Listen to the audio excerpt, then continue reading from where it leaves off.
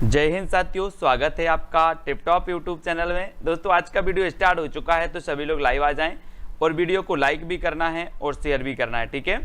तो जीके पढ़ने वाले हैं दोस्तों। आज हम जीके की फनी ट्रिक, रोज रात्रि 11 बजे जीके का डोज, ठीक है। तो चलिए, जो भी साथी अभी तक व्हाट्सएप ग्रुप से नहीं जुड़े हैं वो प्लीज़ व्हाट्सएप ग्रुप से जुड़ जाएँ। ये व्हाट्सएप नंबर दिया है, ठीक है। तो आपको व्हाट्सएप ग्रुप से अवश्य जुड़ना है। और सभी को शिक्षक दिवस की दोस्तों बहुत बहुत शुभकामनाएं। और आप लोग इसी तरह से पढ़ते रहें, अनेकों ट्रिक लेकर रोज को मैं आता हूं, बहुत सारी चीज़ें मैं सिखा करके आपको जाता हूं। और दोस्तों टेलीग्राम ग्रुप से जरूर जुड़ना है आपको, जेल प्रहरी टेलीग्राम ग्रुप, ठीक है। और इस प्रकार से सब्सक्राइब का बटन दिया होगा तो सब्सक्राइब जरूर कर लेना और बेल आइकन को दबाकर ऑल पर क्लिक जरूर करना है ना। और स्टार्ट करते हैं आज का ये वीडियो, ठीक है दोस्तों।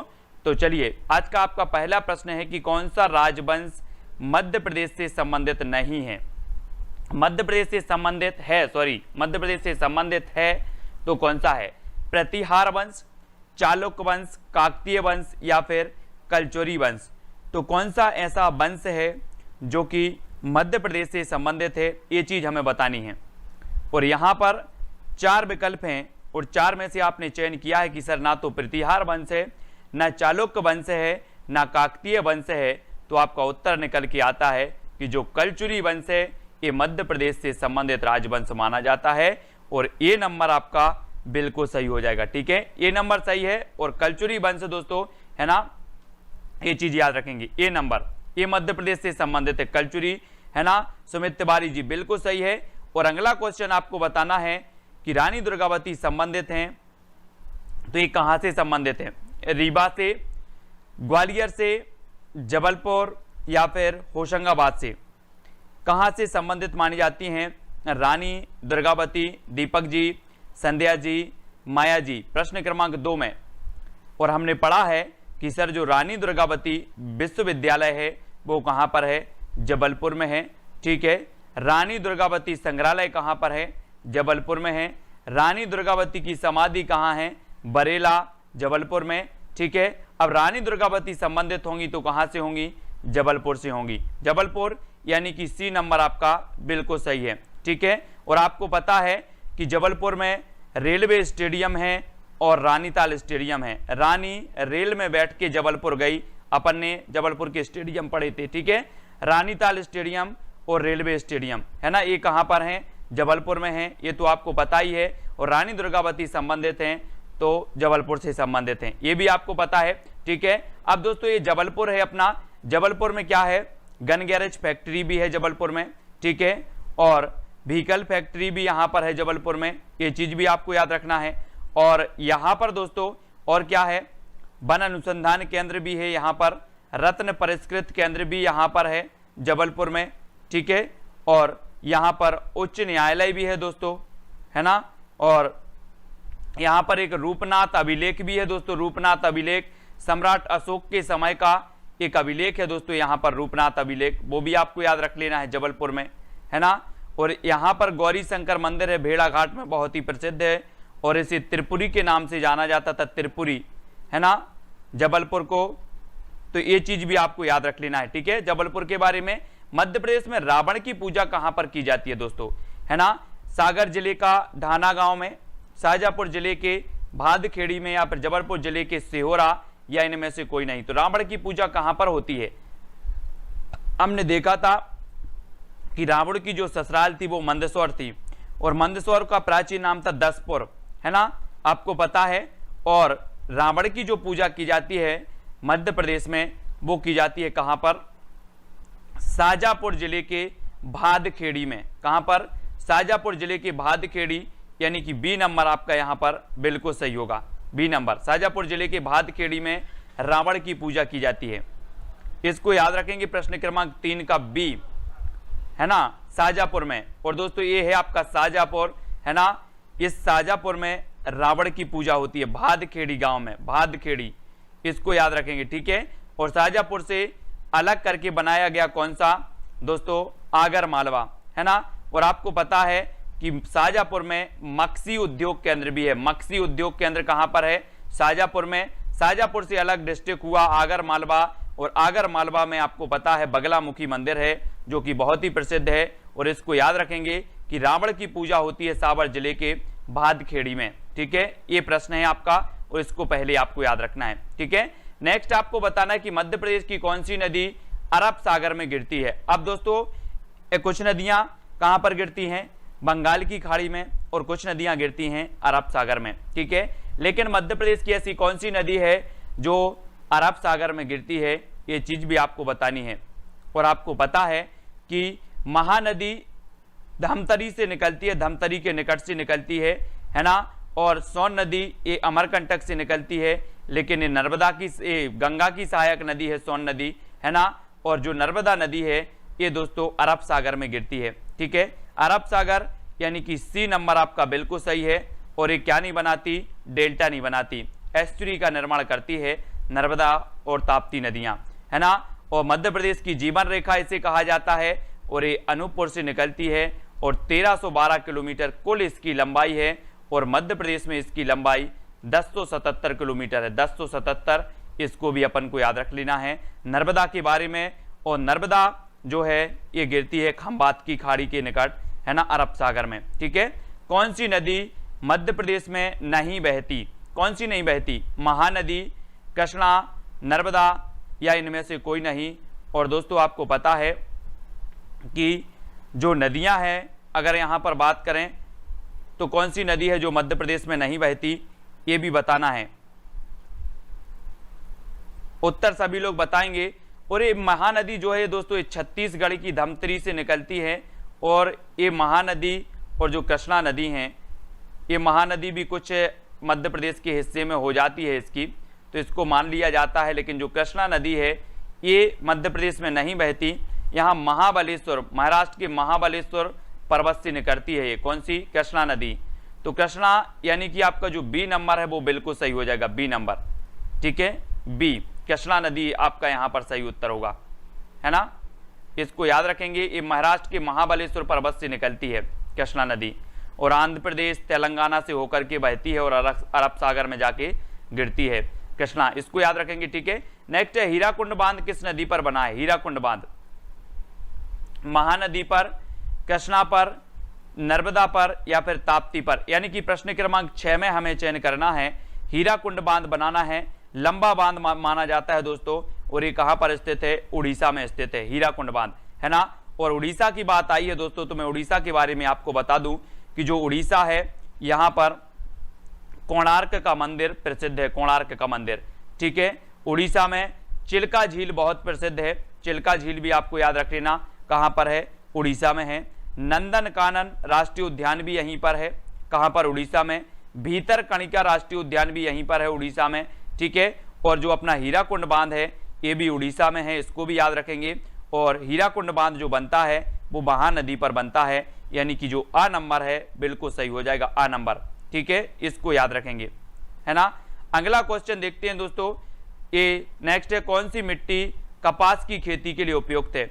कपास की खेती के लिए कौन सी मिट्टी उपयुक्त मानी जाती है, काली मिट्टी, पीली मिट्टी, जलोढ़ मिट्टी, या फिर लाल मिट्टी।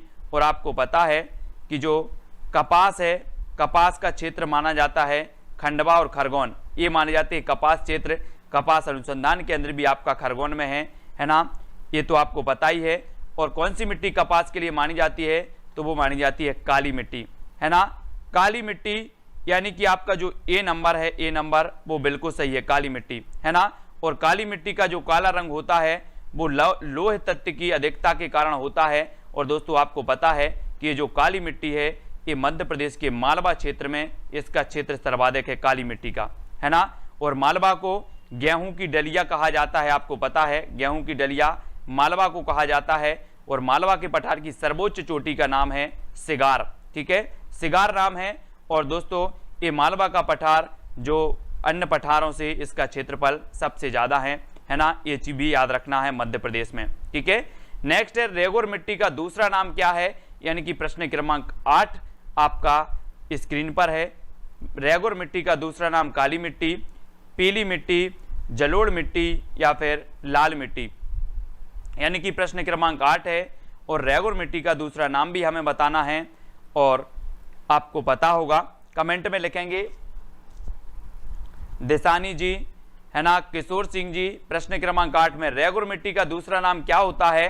तो आपका उत्तर होगा काली मिट्टी। काली यानी कि जो आ नंबर है काली मिट्टी, वो आपका सही होगा। रेगुर मिट्टी को काली मिट्टी भी कहा जाता है ना, और काली मिट्टी का क्षेत्र अपना मालवा माना जाता है, ये भी याद रख लेना है, ठीक है। काली मिट्टी सर्वाधिक होती है मालवा में। और गंगऊ अभ्यारण्य कहां पर स्थित है दोस्तों? प्रश्न क्रमांक 9 में ये गंगऊ अभ्यारण्य भी पूछा जाता है, और अभ्यारण्य से आपके क्वेश्चन बन जाते हैं। तो बहुत सारे अभ्यारण्य तो मैंने आपको याद भी करवा दिए हैं, है ना, और कुछ अभ्यारण्य होंगे जो आप भूल गए होंगे या याद नहीं होंगे, वो भी याद हो जाएंगे, है ना। बार बार जब हम रिपीट करते हैं कोई भी चीज तो आपको अच्छे से याद हो जाती है। और गंगऊ अभ्यारण्य ये कहाँ पर स्थित है, ये चीज हमें बतानी है। तो आपने पढ़ा है कि सर जो गंगऊ है वो कहाँ पर है? पन्ना, है ना। और हमने पढ़ा है कि पन्ना के जुगल किशोर, यहाँ पर जुगल किशोर का मंदिर भी है। गंगऊ अभ्यारण्य भी कहाँ पर है? पन्ना में है। पन्ना राष्ट्रीय उद्यान भी कहाँ पर है? पन्ना में है, ठीक है। तो ये पन्ना याद रख लेना, गंगऊ अभ्यारण्य के लिए जाना जाता है दोस्तों, ये है आपका पन्ना, ठीक है। और ये पन्ना सागर संभाग में आता है, ये चीज भी आपको याद रख लेना है। पन्ना में अजयगढ़ का किला है, ये भी याद रखना है, ठीक है। पन्ना में हीरा उत्पादित किया जाता है। और दोस्तों पन्ना जो है ये आंवला जिला इसे कहा जाता है। क्या कहा जाता है पन्ना को? आंवला जिला, है ना। पन्ना आंवला जिला के रूप में घोषित किया गया, ये भी याद रखना है, ठीक है। और जो पन्ना है दोस्तों, ये बलदाऊ का मंदिर भी यहाँ पर है पन्ना में, है ना। पन्ना में बलदाऊ का मंदिर भी है, ये भी याद रखना। मध्य प्रदेश के किस जिले में बाइराइट्स खनिज पाया जाता है? बाइराइट्स खनिज बताना है, ये कहाँ पर पाया जाता है? पन्ना में, भोपाल, खंडवा या फिर धार में? कहाँ पर पाया जाता है? सभी लोग वीडियो को लाइक जरूर कर देंगे, ठीक है, लाइक सभी को करना है। और मध्य प्रदेश के किस जिले में बाइराइट्स खनिज पाया जाता है? तो ये बताना है। और आप बोलोगे सर कि बाई कहाँ गई हैं? बाई भोपाल गई हैं। बाई भोपाल गई हैं, तो बाई से बनेगा बाइराइट्स, और भोपाल गई हैं तो बाइराइट्स खनिज पाया जाता है भोपाल में। भोपाल यानी कि बी नंबर आपका बिल्कुल सही होगा, ठीक है, भोपाल में। और भोपाल आपको पता है कि 7 पहाड़ियों पर बसा है भोपाल, ये भी याद रख लेना है ना। नवाबों का शहर, झीलों की नगरी इसे कहा जाता है भोपाल को। और दोस्तों जो भोपाल है ये 1972 में जिला बना था, 1972 में, ठीक है। तो ये 1972 तो आपको भोपाल का रट गया होगा। कितनी बार मैंने आपको भोपाल के बारे में बताया कि वन विहार राष्ट्रीय उद्यान भोपाल में है। इसके अंदर सर्प राष्ट्रीय उद्यान भी है, सर्प उद्यान भी है इसके अंदर, है ना, वन विहार राष्ट्रीय उद्यान के अंदर। और इंदिरा गांधी मानव संग्रहालय भी यहाँ पर स्थित है, ये भी आपको पता है, ठीक है। और जो भोपाल है दोस्तों, भोपाल में आपका तात्या टोपे स्टेडियम है, ऐशबाग स्टेडियम भी है, ठीक है, भोपाल में, ये भी याद रखना है। और दोस्तों जो भोपाल है यहाँ पर भोज मंदिर भी है ना, राजा भोज मंदिर, तो इसको भी याद रखेंगे, ठीक है। भोपाल के बारे में इतनी चीजें आपको याद रखनी है। मध्य प्रदेश का ऑटोमोबाइल उद्योग समूह कहां पर है? प्रश्न क्रमांक 11 में ऑटोमोबाइल उद्योग समूह पीथमपुर में है, मंडीदीप, मनेरी या फिर मालनपुर में? मैंने आपको बताया दोस्तों कई बार कि जो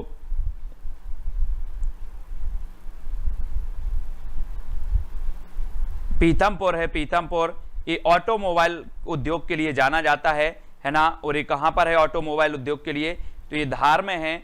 और दोस्तों यहां पर प्रश्न 11 का आपका उत्तर होगा, क्या हो जाएगा? पीथमपुर, है ना। ऑटोमोबाइल उद्योग समूह कहां पर स्थित है?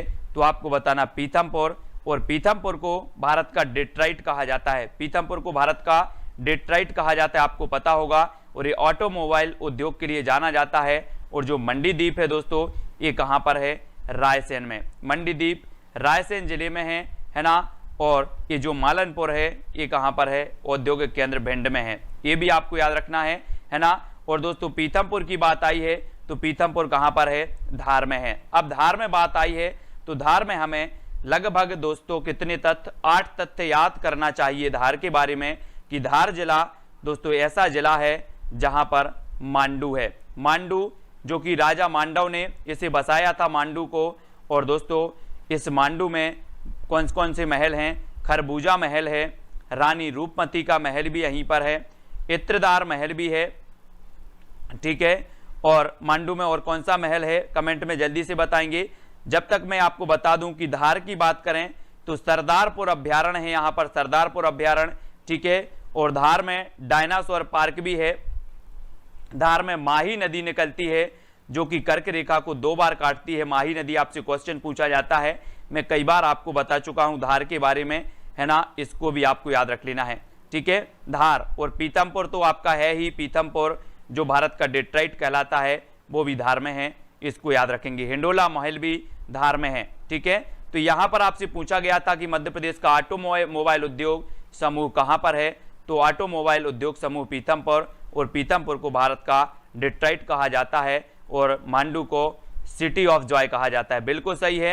राजा भोज ने धार, राजा भोजनगरी, भोजनगरी कहलाती है ये, है ना, राजा भोज ने यहाँ पर शासन किया है धार में, इसको भी याद रखना है, ठीक है। अब दोस्तों मध्य प्रदेश में रक्षा गाड़ी कारखाना कहां पर स्थित है, यानी कि प्रश्न क्रमांक 12 में रक्षा गाड़ी कारखाना, ये भी कई बार पूछा गया है, तो ये कहां पर है, जबलपुर में,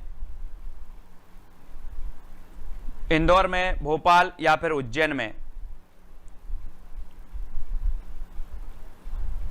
और आपका बिल्कुल सही आंसर होगा कि रक्षा गाड़ी जो कारखाना है दोस्तों, रक्षा गाड़ी कारखाना ये आपका कहां पर है, जबलपुर में, ठीक है। जबलपुर यानी कि आपका जो 1 नंबर है वो बिल्कुल सही हो जाएगा, ठीक है। जबलपुर, है ना, ये यहां पर रक्षा गाड़ी कारखाना है और जो जबलपुर है दोस्तों, ठीक है, इसको याद रख लेना। यहां पर रक्षा गाड़ी कारखाना तो है ही, साथ ही जबलपुर की जब बात आती है तो यहां पर व्हीकल फैक्ट्री का नाम भी लिया जाता है, व्हीकल फैक्ट्री वही है ना, व्हीकल फैक्ट्री।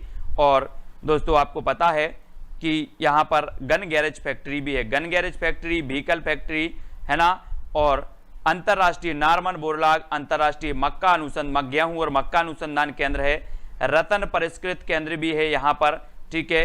आम जिला जबलपुर को कहा जाता है। धुआंधार जलप्रपात है, नर्मदा नदी के किनारे स्थित है जबलपुर। मध्य प्रदेश का उच्च न्यायालय कहाँ पर है, जबलपुर में है। पश्चिम मध्य रेलवे का मुख्यालय भी कहाँ पर है, जबलपुर में है, ठीक है। तो जबलपुर के बारे में इतनी चीजें आपको याद रख लेना है। जबलपुर में रानीताल स्टेडियम है, रेलवे स्टेडियम भी है जबलपुर में, ठीक है। तो ये जबलपुर के बारे में इतनी चीजें हमेशा पूछी जाती हैं।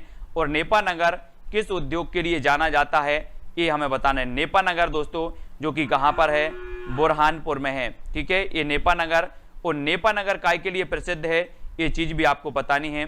रेशम के लिए प्रसिद्ध है, अखबारी कागज के लिए है, सीमेंट के लिए है, या फिर लोहा एवं इस्पात के लिए है। तो ये बतानी है आपको नेपानगर किस उद्योग के लिए प्रसिद्ध माना जाता है। आपको पता है दोस्तों कि जो नेपानगर है ये बुरहानपुर जिले में है और ये जाना जाता है काय के लिए, अखबारी कागज। अखबारी कागज यानी कि जो बी नंबर है वो बिल्कुल सही है, ठीक है। अखबारी कागज के लिए नेपानगर जाना जाता है। और दोस्तों ये है आपका सबसे दक्षिणी जिला बुरहानपुर, ठीक है, इसको याद रखेंगे। और बुरहानपुर जो है दोस्तों इसे क्या कहा जाता था, प्राचीन काल में इसका नाम था खानदेश, खानदेश था, ये भी याद रखना है। और दक्षिण का यानी कि दक्कन का प्रवेश द्वार भी इसे कहा जाता है ना। एकमात्र यूनानी विश्वविद्यालय भी कहां पर है, यूनानी विद्यालय कहां पर है, बुरहानपुर में है, ये भी याद रख लेना है। नेपानगर अखबारी कागज प्रिंटिंग प्रेस भी यहां पर है, ठीक है। और यहां पर मुमताज, है ना, मुमताज की क्या है, कब्र भी कहां पर बनी है दोस्तों, यहीं पर बनी है बुरहानपुर में, मुमताज की कब्र। खूनी दरवाजा भी यहीं पर है, इसको भी आपको याद रख लेना है, ठीक है। तो बहुत सारी चीजें हैं दोस्तों, इसको याद रखेंगे, ठीक है ना, इसको सभी को याद रखना है। अब अगला है असरपी महल स्थित है, तो कहां पर स्थित है असरपी महल, जबलपुर में, इंदौर, धार या फिर उज्जैन में। असीरगढ़ का किला भी है, बिल्कुल सही है, असीरगढ़ का किला भी बुरहानपुर में है। नेक्स्ट है असरपी महल, ये कहां पर स्थित है, जबलपुर, इंदौर, धार या फिर उज्जैन में। तो आपको बताना है कि ये असरपी महल पूछा गया और असरपी की बात आई है तो ये कहां पर है, धार, बिल्कुल सही है। असरपी महल आपका हो जाएगा कहां पर है, धार में, धार में यानी कि दोस्तों ये है आपका धार, ठीक है। धार में असरपी महल है, इसको भी याद रखना है, ठीक है। धार जिला में असरपी महल। फिर आपको बताना है दोस्तों कि हवा महल कहां पर स्थित है। हवा महल, महल भी अपन ने बहुत सारे याद किए हैं कि सर राजा रोहित महल, रायसेन में है ना। रानी रूपमती महल धार में है। वहीं नौखंडा महल की बात करें तो चंदेरी में है। और अगर बात आ जाती है हवा महल की तो ये भी कहां पर है। अब यहां जिला पूछा गया है आपसे, तो जिला में आपका सही हो जाएगा, कहां पर है, अशोकनगर। अशोकनगर यानी कि सी नंबर आपका बिल्कुल सही है। ठीक है, हवा महल कहां पर है, ये अशोकनगर जिला में है। चंदेरी के किला से लगभग 38 किलोमीटर दूर स्थित है ये दोस्तों, है ना, हवा महल और नौखंडा महल, है ना। इसको भी याद रख लेंगे चंदेरी स्टेशन पर। और दोस्तों ये अशोकनगर जिला है। अशोकनगर जिला में चंदेरी बहुत प्रसिद्ध है, चंदेरी की साड़ियाँ बहुत प्रसिद्ध हैं। ठीक है, और यहाँ पर मूंगावली है जो कि मध्य प्रदेश की प्रथम जो है खुली जेल यहाँ पर खोली गई थी, कहाँ पर, मूंगावली में, अशोकनगर के, है ना। इसको भी याद रखेंगे। अब दोस्तों चंदेरी की बात करें तो चंदेरी में नौखंडा महल हो गया, हवा महल भी हो गया, और चंदेरी में कौन सा है, चंदेरी में दोस्तों जौहर कुंड भी है, इसको भी याद रखेंगे, है ना। और जागेश्वरी देवी का मेला भी यहीं पर लगता है चंदेरी में, वो भी आपको याद रखना है। ठीक है, चंदेरी का किला भी प्रसिद्ध है दोस्तों, है ना। और ये चंदेरी अशोकनगर जिला में आ जाता है, वो भी आपको याद रखना है। ठीक है, तो अगला क्वेश्चन है, बड़ा गणपति मंदिर कहां पर स्थित है, यानी कि प्रश्न क्रमांक 16। बड़ा गणपति ये कई बार पूछा गया है दोस्तों, जबलपुर में, इंदौर, अशोकनगर या फिर उज्जैन में। और आपको पता है कि जो बड़ा गणपति मंदिर है ना, ये बताना है। और खजराना मंदिर भी अपन ने पढ़ा था कि खजराना मंदिर कहां पर है, तो बोले खजाना मिल जाए तो दौड़ दौड़ के जाते हैं, खजाना मिल जाए तो दौड़ दौड़ के जाते हैं, और है ना। तो ये बड़ा गणपति मंदिर भी दोस्तों यहीं पर है, दौड़ दौड़ के, है ना, दौड़ दौड़ के जाना है। और बी नंबर आपका इंदौर बिल्कुल सही हो जाएगा। ठीक है, इंदौर में है, ये भी याद रखना है। और दोस्तों ये इंदौर है जहां पर खजराना मंदिर है, बड़ा गणपति मंदिर है। ठीक है, इसको याद रखेंगे, इंदौर आपका सही होगा। और इंदौर के बारे में आपको बताना है दोस्तों, कम से कम 10 तथ्य आपको बताना है इंदौर के बारे में। ठीक है, सभी लोग कमेंट में उत्तर बताएंगे। ठीक है, यहाँ वहाँ की अगर बात ना करें तो अच्छा होगा। और इंदौर के बारे में जब हम बात करते हैं तो इंदौर मध्य प्रदेश की व्यावसायिक राजधानी भी कही जाती है, इंदौर मध्य प्रदेश की खेल राजधानी भी कहा जाता है। ठीक है, ये भी याद रखना है। और इंदौर आपको पता है औद्योगिक राजधानी भी है ना। और जो इंदौर है ये खान नदी के किनारे स्थित है, ये भी याद रखना है। ठीक है, और इंदौर की बात करें दोस्तों तो यहाँ पर नेहरू स्टेडियम है, अभय खेल प्रसाद स्टेडियम है, और आपका होलकर स्टेडियम भी कहाँ पर है, यहीं पर है इंदौर में। ठीक है, ये चीज़ भी याद रखनी है। और इंदौर में दोस्तों ऋतु वेधशाला है, और इंदौर में जो है राष्ट्रीय सोयाबीन अनुसंधान केंद्र भी कहाँ पर है, इंदौर में है। और इसे मिनी मुंबई कहा जाता है, बिल्कुल सही है ना। इसको भी हम याद रखेंगे। कांच मंदिर भी यहीं पर है इंदौर में। ठीक है, तो ये कांच मंदिर भी इंदौर में है, ये भी याद रखनी है। ठीक है, और चंबल और छिप्रा नदी का उद्गम भी यहीं से होता है, चंबल का जाना पाव पहाड़ी से, और छिप्रा का होता है कहाँ से, छिप्रा का काकरी बरनी से छिप्रा का होता है। और इनको सभी को याद रख लेना, इतनी सारी चीजें याद रखनी है। और आपसे पूछा गया था कि बड़ा गणपति मंदिर कहाँ पर है, तो ये इंदौर में है, ये चीज तो आपको याद रखनी ही है। ठीक है, फिर अगला है बनखंडेश्वर मंदिर कहाँ पर स्थित है दोस्तों। बनखंडेश्वर यानी कि प्रश्न क्रमांक 17 में हमें चयन करना है, जबलपुर में, इंदौर, भिंड या फिर उज्जैन में। और ये बनखंडेश्वर मंदिर बताना है। और दोस्तों आपको पता होगा कि जो भिंड जिला है, भिंड, इसका नाम भिंडी ऋषि के नाम पर भिंड जिला का नाम भिंड जिला पड़ा। और भिंड जिला चंबल संभाग में आता है ना। और ये बनखंडेश्वर मंदिर आपसे पूछा गया तो ये बनखंडेश्वर मंदिर भी कहां पर है, भिंड में है। ठीक है, भिंड यानी कि सी नंबर आपका बिल्कुल सही है। ठीक है, और दोस्तों ये है आपका भिंड, है ना। और भिंड चंबल संभाग में आता है। बोले सर चंबल के डाकुओं पर क्या भिंडी और सेव मुरैना, चंबल के डाकुओं पर भिंडी और सेव मुरैना। तो चंबल से चंबल संभाग, है ना, भिंडी से भिंड, सेव से सेवपुर और मुरैना, ये 3 जिला आपके आ जाते हैं दोस्तों, इनको याद रखेंगे। और भिंड की जब बात आती है तो भिंड दोस्तों पता है आपको कि सबसे कम लिंगानुपात है, सबसे कम वर्षा होती है, सरसों उत्पादक जिला माना जाता है भिंड। ठीक है, और बागियों का गढ़ भी है, बिल्कुल सही है।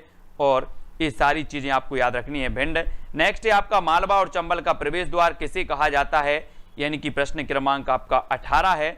18 मालवा और चंबल का प्रवेश द्वार। अभी हमने पढ़ा था दक्कन का प्रवेश द्वार किसे कहा जाता है, तो बुरहानपुर को दक्कन का यानी कि दक्षिण का प्रवेश द्वार कहा जाता है। ठीक है, और बिल्कुल सही है गजेंद्र जी, पृथ्वीराज चौहान ने बनवाया था ये बनखंडेश्वर मंदिर, है ना। और आपको बताना है कि मालवा और चंबल का प्रवेश द्वार किसे कहा जाता है, गुना को। वेरी गुड दीपक जी, मालवा और चंबल का प्रवेश द्वार गुना को कहा जाता है। गुना यानी कि जो आ नंबर है दोस्तों आपका बिल्कुल सही है, जहां पर तेजा जी का मेला लगता है गुना में, सभी को पता है। ठीक है, तेजा जी का मेला, और ये है आपका गुना। ठीक है, इसको याद रखेंगे। और गुना को चंबल और मालवा का प्रवेश द्वार कहा जाता है। ठीक है, इसको सभी को याद रखना है, गुना को। और यहाँ पर दोस्तों गुना में क्या है खास, गुना के बारे में बताएंगे कि सर गुना में ये चीज खास है, यहाँ पर चैनपुरा करके एक उद्योग केंद्र है ना, ये भी सभी को पता है ना। और अगला है मध्य प्रदेश में सर्वाधिक लाल मिर्च का उत्पादन कहां पर होता है, लाल मिर्च। गुना में, इंदौर, भिंड या फिर बड़वानी में। आपको पता है दोस्तों गुना धनिया के लिए प्रसिद्ध है, धनिया के लिए। यहां पर जो धनिया होती है बहुत ही अच्छी होती है ना, धनिया के लिए प्रसिद्ध माना जाता है गुना। और हाँ, नेशनल फर्टिलाइजर्स गुना में, बिल्कुल सही लोकेंद्र जी, है ना। और ये अब अशोकनगर में पहुंच गई है, पहली खुली जेल अशोकनगर में पहुंच गई है ना, उसको याद रखेंगे।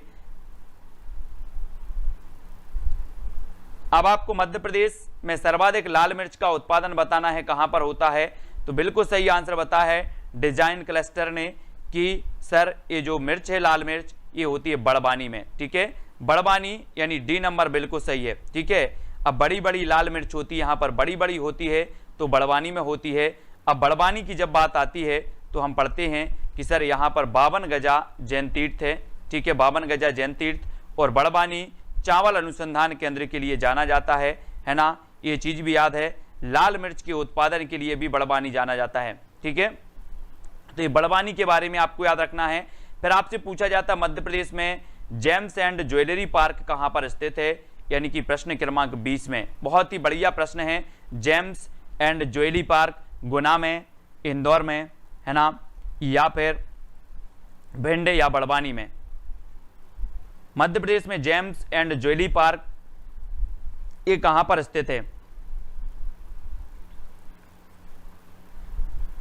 और आपने उत्तर बताया है कि सर ये इंदौर में है, James and jewellery park Indore, यानी कि बी नंबर आपका बिल्कुल सही है। ठीक है, बी नंबर, है ना। इंदौर में ऋतु वेधशाला भी है, जेम्स एंड ज्वेलरी पार्क भी यहां पर है इंदौर में, है ना, इसको याद रखेंगे इंदौर। और अगला क्वेश्चन है मध्य प्रदेश में कसराबाद का स्तूप कहां पर स्थित है, कसराबाद यानी कि 21 का। अभी तक हम सांची का स्तूप पढ़ते आए, बोले सर सांची का स्तूप फेमस है, सभी को पता भी है। और सांची का स्तूप आपका कहां पर है, सांची का स्तूप रायसेन में है, विदिशा के निकट है। लेकिन कसराबाद का आपको बताना है ये कहां पर है, प्रश्न क्रमांक है 21। और दोस्तों आपका जो हो जाएगा कसराबाद ये खरगोन, कहां पर हो जाएगा, खरगोन में। और सी नंबर यानी सा नंबर आपका सही है, कसराबाद का स्तूप खरगोन में है, बिल्कुल सही है दीपक जी, खरगोन आपका बिल्कुल सही है। और एक खरगोन है। अब खरगोन के बारे में 5 फैक्ट बतानी है, सभी लोग जल्दी जल्दी से बताएंगे खरगोन में क्या खास है। कसराबाद का तो आपको याद रखना ही है कि कसराबाद का जो स्तूप है वो कहां पर है, खरगोन में है। खरगोन कपास अनुसंधान केंद्र के लिए जाना जाता है। ठीक है, ये चीज भी आपको याद रखना है। और बताओ खरगोन के बारे में क्या महत्वपूर्ण है जो इंपॉर्टेंट परीक्षाओं में पूछा जाता है। ठीक है, और दोस्तों आपको पता है कि जो निमाड़ क्षेत्र है ये निमाड़ क्षेत्र कहलाता है, और ये निमाड़ क्षेत्र कपास का कटोरा कहलाता है। क्या कहलाता है, कपास का कटोरा, कपास का कटोरा निमाड़ क्षेत्र को कहा जाता है, इसको याद रखेंगे, है ना। ये सुनहरे जिले कहलाते हैं खंडवा और खरगोन, ये भी आपको याद रखना है। ठीक है, और यहां पर दोस्तों हमने पढ़ा था कि मोबाइल बैंक, प्रथम मोबाइल बैंक स्थापित किया गया था खरगोन में, है ना, प्रथम, ये भी याद रखनी है ना। कसराबाद का स्तूप तो हो ही गया। और और क्या है यहाँ पर महेश्वर है ना, महेश्वर यहाँ पर जाना जाता है। हाँ, सफेद सोना के नाम से जाना जाता है, कपास उत्पादन होता है तो सिंगा जी और कालू जी का मेला भी यहाँ लगता है ना, बिल्कुल सही, बहुत बढ़िया। तो अधिकांश चीजें आपने खरगोन के बारे में बता दी। अब बतानी है किस जिले को शिकारियों का स्वर्ग कहा जाता है, यानी कि 22 शिकारियों का स्वर्ग कहा जाता है, तो किस जिले को कहा जाता है? नवग्रह मेला, बिल्कुल सही है सुशील मिश्रा जी, नवग्रह मेला भी खरगोन में लगता है, इसको भी याद रखेंगे, ठीक है, नवग्रह। और किस जिले को शिकारियों का स्वर्ग कहा जाता है? बालाघाट को, इंदौर, खरगोन या फिर बड़वानी को?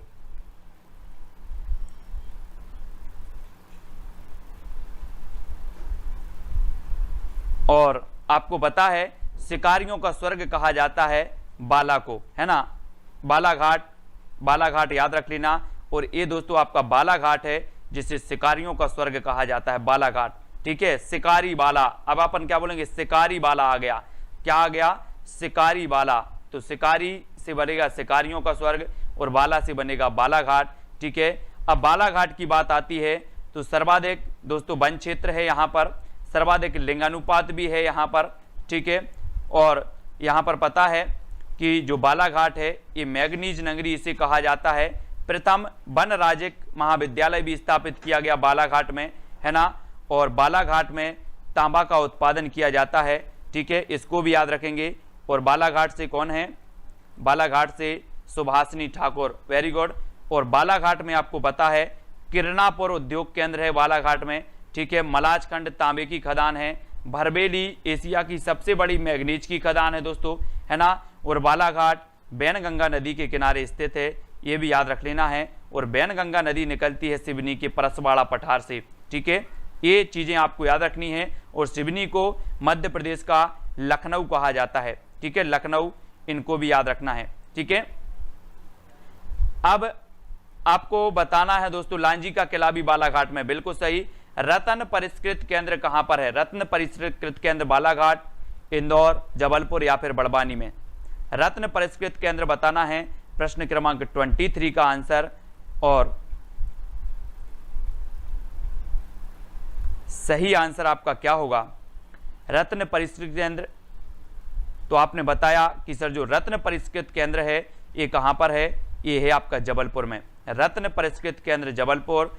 और जबलपुर में बहुत सारी चीजें हैं, है ना, रत्न परिष्कृत केंद्र है जबलपुर में। और दोस्तों आपको पता है कि भारत में प्रथम जो झंडा सत्याग्रह प्रारंभ हुआ था वो भी जबलपुर से प्रारंभ हुआ था, है ना। तो ये भी याद रखनी ना, 1923 में। और जबलपुर में त्रिपुरी कांग्रेस सम्मेलन भी हुआ था, त्रिपुरी कांग्रेस सम्मेलन, जिसके अध्यक्ष थे सुभाष चंद्र बोस। एकमात्र ऐसा अधिवेशन जिसके अध्यक्ष सुभाष चंद्र बोस बने थे, त्रिपुरी अधिवेशन, ठीक है। और ये जबलपुर में हुआ था, त्रिपुरी, ठीक है।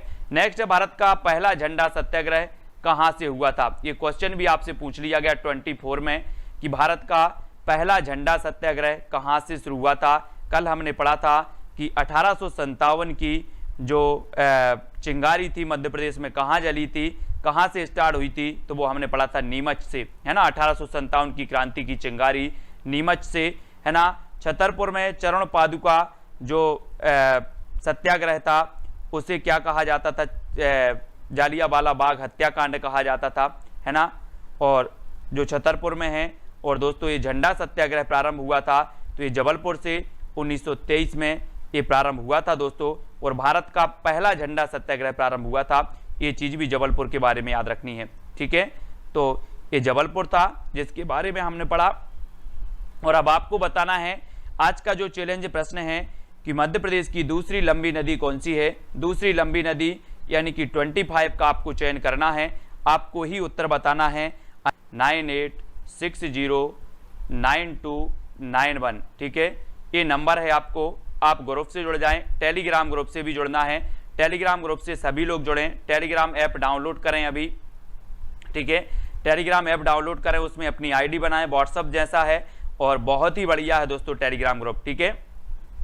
तो ये टेलीग्राम ग्रुप आप डाउनलोड करेंगे और उसमें आईडी बना करके आपको टेलीग्राम ग्रुप में अवश्य जुड़ना है। आप इस नंबर पर मैसेज करेंगे तो आपको टेलीग्राम ग्रुप की लिंक मिल जाएगी, ठीक है। तो आज के वीडियो के लिए साथियों इतना ही, ठीक है। जय हिंद। रोज आपकी 3:20 पर हिंदी की क्लास होती है, हिंदी का अभ्यास करते हैं टिप टॉप पर। 4 बजे विज्ञान की क्लास हो जाती है दोस्तों, है ना, और दिन भर आपकी क्लासें आती रहती हैं। सुबह 6:30 बजे करंट अफेयर्स आता है, तो सभी लोगों के लिए करंट भी पढ़ना है, ठीक है। सभी लोगों को क्या पढ़ना है, करंट अफेयर्स भी पढ़ना है, करंट अफेयर्स। तो करंट अफेयर्स सुबह 6:30 बजे वाला सभी लोग देखें, करंट के क्वेश्चन भी आपके बनेंगे। तो करंट, रोज का करंट आप पढ़ते जाएं, और रोज का आप पढ़ते जाते हो, अभी से नियम बना लें करंट देखना, तो पूरे 2020 का करंट अफेयर्स आपका आएगा। जितना भी पहले हो चुका वो भी आएगा, है ना, और जितना रोज का आ रहा है तो वो तो देखते जाएं, ठीक है। तो ये आप लोग क्या कर रहे हैं, रोज करंट देखें, करंट के क्वेश्चन भी 1-2 बनते हैं, तो करंट देखना आपको जरूरी है दोस्तों, है ना। और आज के वीडियो के लिए बस इतना ही। जय हिंद।